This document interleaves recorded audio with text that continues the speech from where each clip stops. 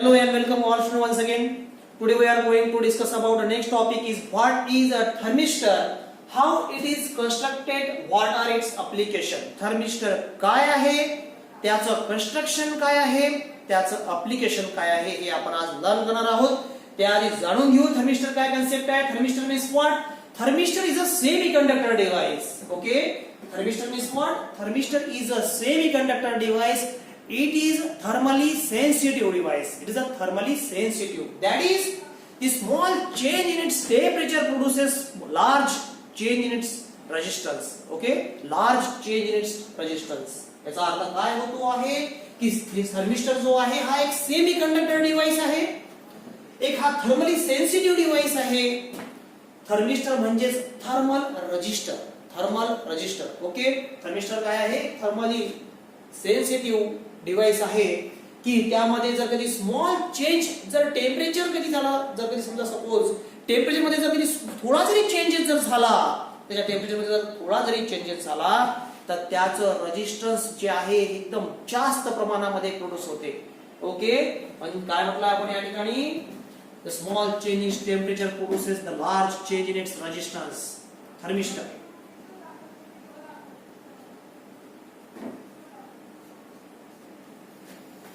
बघा, थर्मिस्टर काय आहे मग?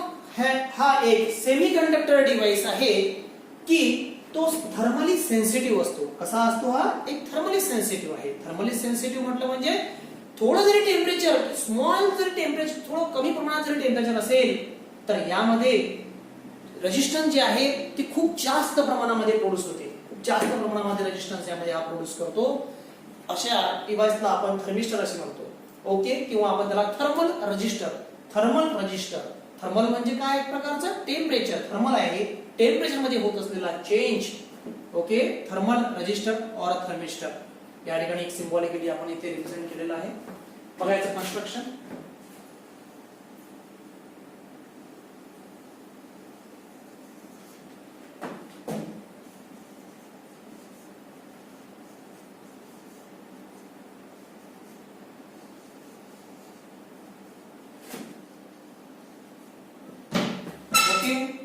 The thermistors are made from the oxides of copper, manganese, nickel, cobalt, iron, etc. These oxides are mixed in a suitable proportion and ground into a fine powder. Okay, now this powder is compressed into a desired shape and two connecting leads are fused at the two end. At the two end, दोन्ही end ला. Okay, लक्षात घ्या. हा जो thermistor आहे याची रेजिस्टन्सची जी range आहे ती पण ठरलेली आहे 0.1 ohm to 10 kilo ohm. and temperature is ranges from 100 degrees Celsius to 1100 degrees Celsius. Okay? The thermistor resistance ranges from 0.1 ohm to 10 kilo ohm and temperature ranges from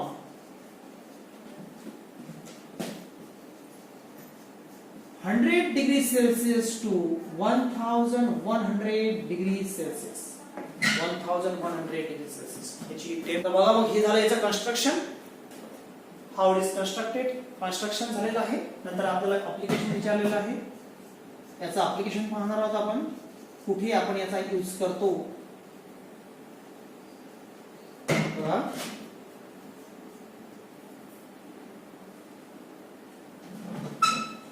okay. तर बघा मग, to measure a varying resistance, to measure a very low temperature.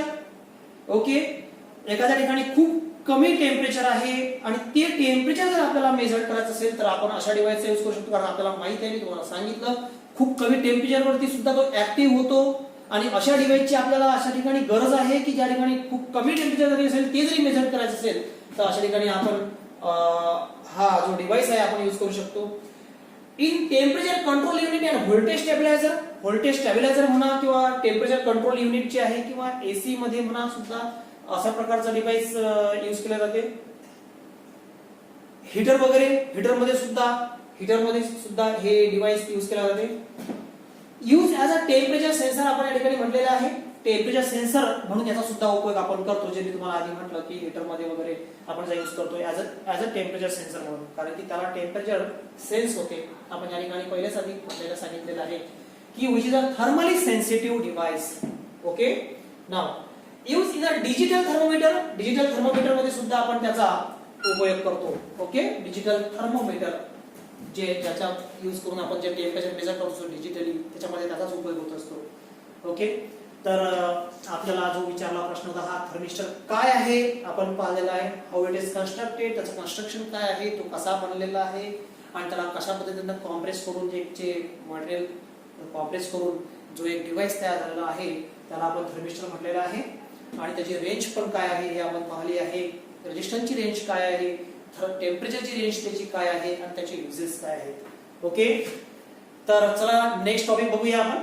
What are ohmic and non ohmic conductor, give 2 examples of each. Ohmic conductor काय आहे, non ohmic conductor काय आहे, ohmic resistance काय आहे, non ohmic resistance काय आहे. लक्षात घ्या, कन्सिडर करा की माझ्याकडे हा जो आहे कंडक्टर आहे. हा जो कंडक्टर आहे, जर हा कंडक्टर ओहम्स लॉ जर ओबे करत आहे तर या कंडक्टरला ओहमिक कंडक्टर म्हणतात. पण जर हा कंडक्टर ओहम्स लॉ ओबे करत नसेल तर याला नॉन ओहमिक कंडक्टर म्हणतात. The conductor which obey the Ohm's law called as ohmic conductor and the conductor do not obey the Ohm's law called as non-ohmic conductor. Okay, the ohmic conductor. Ohmic conductor. कशाला म्हणणार आहोत ohmic conductor आपण? The conductor which obey the Ohm's law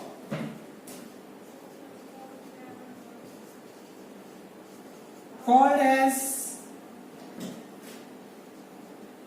ohmic conductor. आणि ohmic resistance कशाला म्हणणार आहोत आपण?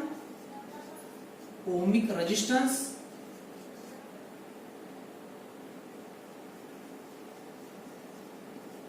Okay. Ohmic resistance means what here? The resistance of ohmic conductor. मी आधी काय म्हटलं तुम्हाला की माझ्याकडे हा कंडक्टर जर आहे, हा ओहम्स लॉ जर ओबे करतो आहे तर हा कंडक्टर झाला ओहमिक कंडक्टर. जर हा ओबे नाही करत आहे तर हा झाला नॉन ओहमिक कंडक्टर. ओबे करतो आहे तर ओहमिक. मग हा ओहमिक कंडक्टर जो आहे या ओहमिक कंडक्टरचं रेजिस्टन्स म्हणजेच ohmic resistance. The resistance of ohmic conductor, resistance of ohmic conductor. आणि सपोज हा एक कंडक्टर आहे आणि हा कंडक्टर ओहम्स लॉ ओबे करत नाही म्हणजे हा नॉन ओहमिक कंडक्टर. ओके, हा ओहमिक आणि हा नॉन ओहमिक असं कन्सिडर करा तुम्ही. ओके, तर हा नॉन ओहमिक हा ओहमिक. ठीक आहे.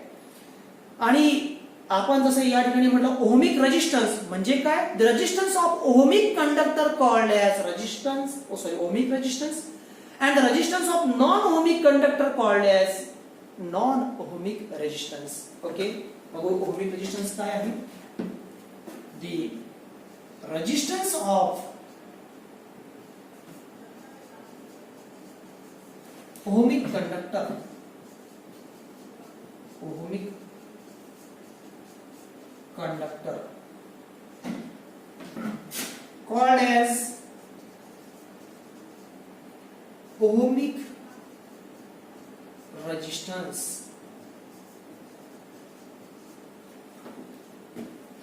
याचे एक्झाम्पल्स मध्ये आपण मेटल्स म्हणू शकतो.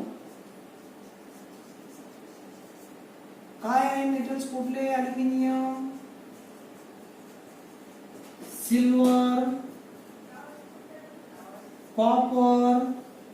ओके, अजून इथे एक्झाम्पल आपण घेऊ शकतो. ओके, याचं एक्झाम्पल आपण घेतलं मेटल्स. सेकंड एक्झाम्पल घेतलं आपण metallic alloy, mechanic, nichrome etcetera. Okay, चला नेक्स्ट बघूया non ohmic conductor. Non ohmic conductor काय कन्सेप्ट आहे सांगितलेलं आहे. Non ohmic conductor.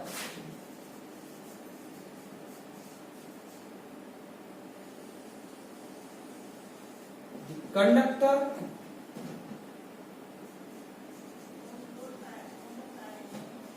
which do not obey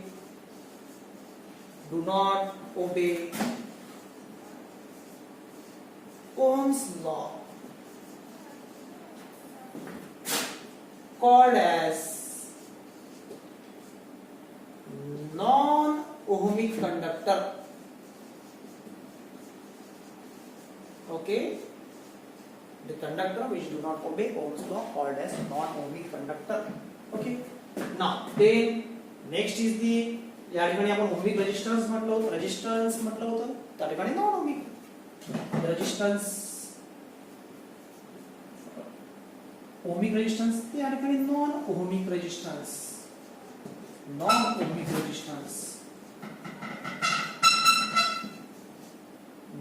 ohmic resistance कशाला म्हणणार आहोत आपण? Non ohmic resistance, the resistance of non ohmic conductor called as non ohmic resistance. The resistance of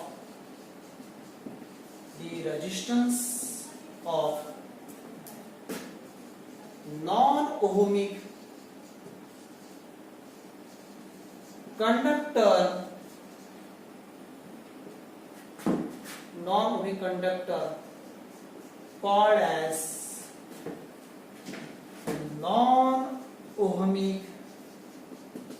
resistance.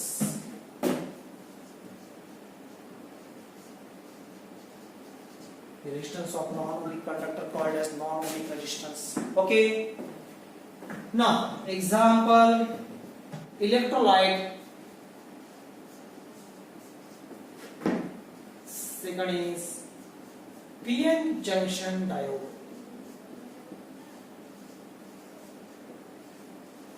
Okay. हे एक example आपण घेतले electrolyte PN junction diodes. ठीक आहे. तर आपल्याला ओहमिक कंडक्टर काय आहे, नॉन ओहमिक कंडक्टर काय आहे, त्याचे एक्झाम्पल्स काय आहे प्रत्येकाचे आपल्याला विचारले होते. ओहमिक कंडक्टर काय आहे आपण पाहिलेलं आहे. ओहमिक रेजिस्टन्स पाहिला, non ohmic conductor, non ohmic resistance. Okay, तर चला पुढे घेऊया next question. What is mean by resistance in series? Derive an expression for the equivalent number of resistance connected in series. What is mean by resistance in series? Resistance in series आपण कशाला म्हणतो? या ठिकाणी आपण resistance जे connect करत आहोत हे सिरीज मध्ये कनेक्ट करत असतो. ओके, एक रेजिस्टन्स झाला त्याला दुसरा रेजिस्टन्स कनेक्ट करतो आणि तिसरा रेजिस्टन्स असा सिरीज कॉम्बिनेशन मध्ये कनेक्ट करतो. म्हणजे all resistance are connected such that all resistance carry the same current but potential difference across the each resistance is different.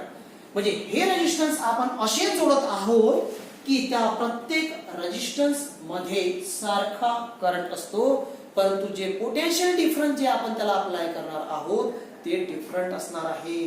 Okay, म्हणजे आपण काय म्हणणार आहोत या ठिकाणी की all resistance are connected such that किंवा resistance are connected such that की all resistance carry same current but potential difference across each resistance is different असं आपण या ठिकाणी म्हणणार आहोत. बघा, ओके, रेजिस्टन्स इन सिरीज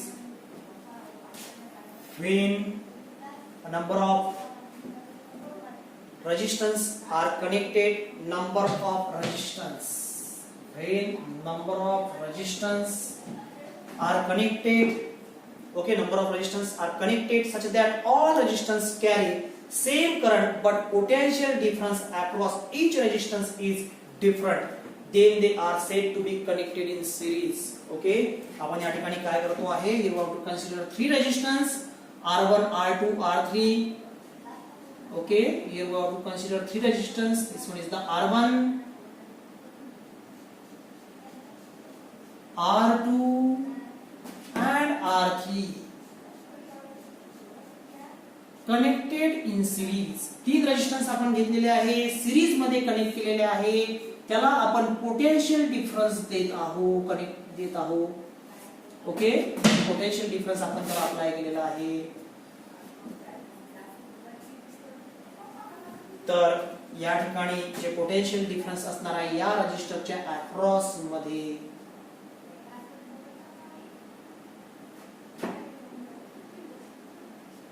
ते V1 असणार आहे. फर्स्ट रेजिस्टर आहे, त्याच्या अक्रॉस मध्ये जे पोटेन्शियल डिफरन्स हे आपण त्याला V1 नाव दिलं आहे.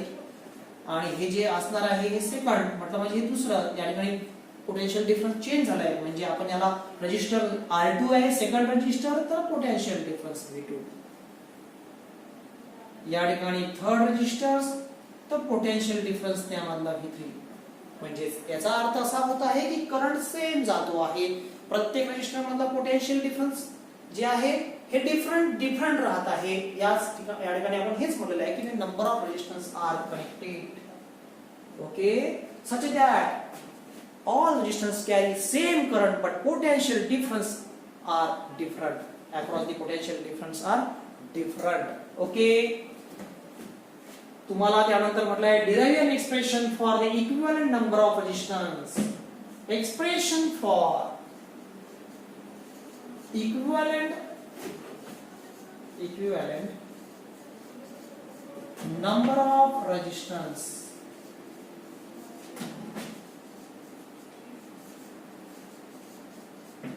Equivalent number of resistors. Now the potential difference across each resistance is different. Okay, now the potential difference across resistance R1 is V1, potential difference across second resistance is V2, potential difference across third resistance is V3. Okay, we know V is equal to V1 plus V2 plus V3. V is equal to V1 plus V2 plus V3. V means what here? The potential difference across the all resistance V is equal to V1 plus V2 plus V3. Now, we know potential difference across a first resistor V1 is equal to IR1. Okay, I means what here? Current, and current is constant. Current is constant for all resistor. Okay, current is constant for all resistor, or current is constant for three resistor. यानी आपण तीन resistance घेतलेले resistor घेतलेले आपण त्या तीन resistor मध्ये current constant आहे म्हणून आपण या ठिकाणी 1 लिहिलेला नाही.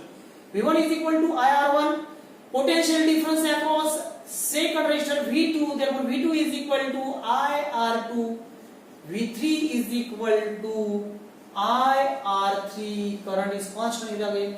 Now put the value of V1, this one is the equation first, put the value of V1, V2, V3 in equation 1. Okay, IR1 plus IR2 plus IR3. Okay, या ठिकाणी काय होणार आहे? I कॉमन निघेल, R1 plus R2 plus R3. याला equation आपण second म्हणूया. Okay, RS काय आहे? It is the equivalent resistance of, it is equivalent resistance of series combination. Okay, series combination RS. Therefore V is equal to IRS. असं आपण घेऊया.